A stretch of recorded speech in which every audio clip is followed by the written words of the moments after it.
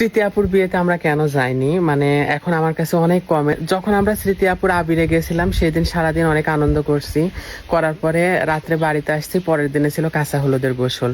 তো রাত্রে বাড়িতে এসে আমরা ঘুমাইছি, রাত 2টার সময় আমাদের কাছে হঠাৎ করে ফোন আসে যে তুলির বোনের মেয়ের জামাই গেছে। ইন্না লিল্লাহি ওয়া ইন্না ইলাইহি রাজিউন।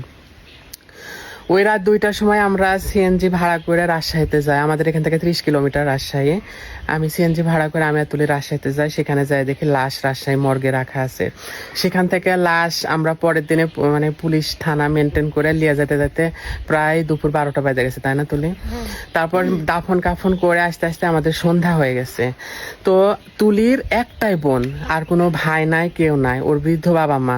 তুলির বোনের হাজবেন্ডও নাই। তুলির বোনের হাজবেন্ডও ছিল এখন থেকে 8 বছর আগে, ঠিক এভাবে ইলেকট্রিক্যাল শর্টে, এই কারেন্টের শর্ট লেগে ছিল। তো এইবার আবার তুলির বোনের মেয়ের জামাই গেল, মানে সেম কাহিনী। ওর বোনের মেয়ের বিয়ে হয়েছে 5 বছর আগে, ছোট্ট একটা বাচ্চা আছে, 3.5 বছর বয়সের বাচ্চা।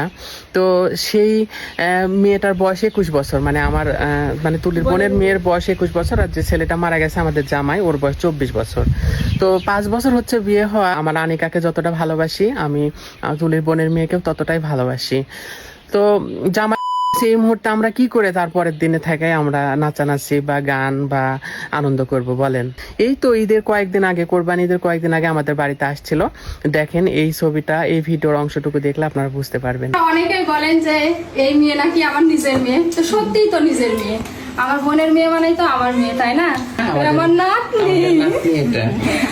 আর এই তো জামাই, মাশাআল্লাহ, সবাই বলবেন মাশাআল্লাহ। হঠাৎ করে জামাই মেয়ে দুজনে আসছে দুপুরবেলা।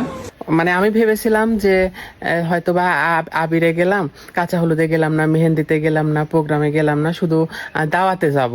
স্মৃতি আপুদের বাড়িতে যে দাওয়াত বা বাপ্পি ভাইয়ের বাড়িতে যে দাওয়াত, সে দাওয়াতে যাব। কিন্তু আসলে তুলি এতটাই অসুস্থ ছিল, মানে ওইসব চিন্তা ভাবনা করে, বোনের মেয়ের চিন্তা করে, বোনের চিন্তা করে, যে বোনের স্বামী ছিল না, বোনের মেয়েরও একই অবস্থা হয়ে গেল, বাবারও অর্থ সম্পদ কম, তারা চলবে কি করে, খাবে কি করে, মানে নানান রকম চিন্তায় তুলি অসুস্থ হয়ে গেছে।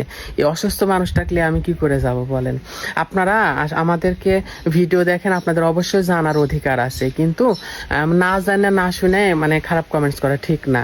তো সবাই দোয়া করবেন ওর বোনের মেয়ের জন্য, ও যেন খুবই ভালোভাবে তার জীবনযাপন করতে পারে। আমাদের অনেক ভিডিওতে আছে তারা।